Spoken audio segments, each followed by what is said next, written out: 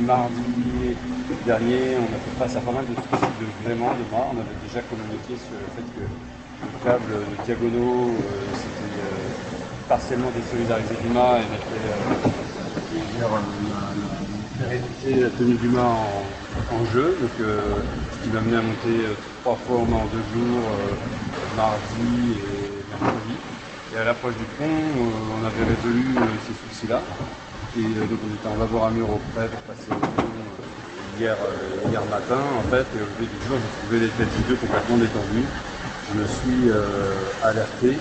On a fait des vérifications avec Sophie. Et là en fait, on s'est trouvé avec les têtes J2 désolidarisées du bateau. Donc le J2 c'est ce qui tient vraiment tout, c'est l'été fixe qui est inamovible du bateau, qui prend toute la charge, une grande partie de la charge du gréement, et donc un axe avait cédé, et donc le gréement n'était plus tenu, donc ça a été prendre notre combat pour éviter le dématage, parce que on est vraiment pour passer très loin, tous les câbles gigotaient dans l'air comme des spaghettis cuites flottaient dans le vent, il n'y a vraiment plus rien qui tenait le mât, donc on a abattu en grand.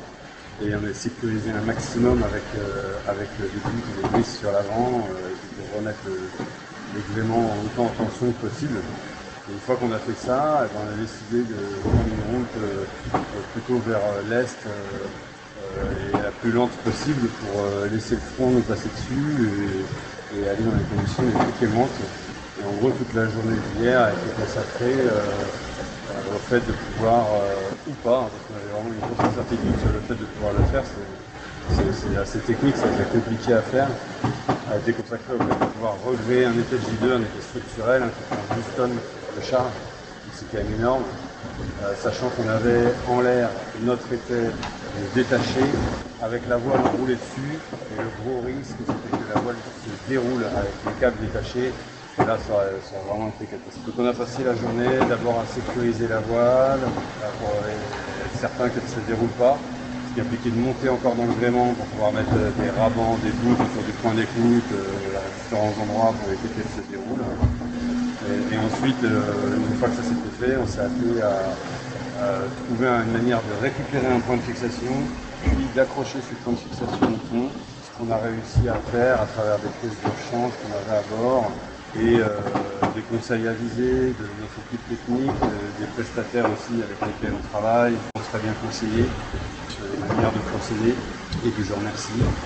Et donc, chemin faisant, avec Sophie et notre détermination sans faille, on a réussi à regreffer cet été de J2 avec la voile condamnée dessus, mais avec un système d'accroche qui nous semble suffisamment fiable pour rester en course vers la Martinique. Alors avec un potentiel amoindri, parce que voilà, le J2 on ne peut plus l'utiliser, parce qu'on a une vigilance particulière sur tout notre gréement, mais on est en course, on navigue en faisant parler notre sens marin, et tant que c'est dans les limites de l'acceptable, on fera du mieux possible pour être performant.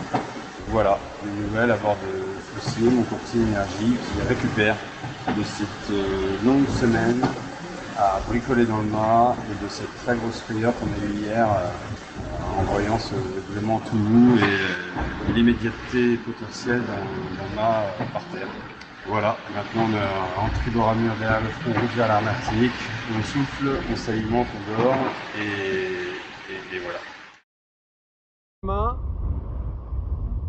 Et la grand voile à Henri. Donc c'est cool. Allez, bonne soirée. Salut.